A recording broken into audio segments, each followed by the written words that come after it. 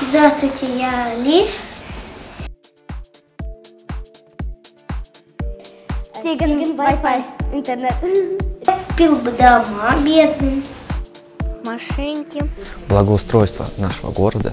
Автобус отечественный. Я бы купил больше мусорок, Пикап оранжевый. Еще грузовик. чтобы выкидывать мусор. Астанамыз одан да әрі әдемі, Окна, стекла. көп ғимараттар салына берсін. Я бы сделал заплату для Зетапай. Старался бы делать все на благо людей и особенно пешеходов. Я бы не тратил на всякую халяву. Менің ойымша Астанаға бәр керек. БМВ дорогую. Не стал менять, у нас был что-то типа скандала летом, то, что начали менять гранитные поребрики. Әсем ғимараттар. Тойоту дорогую.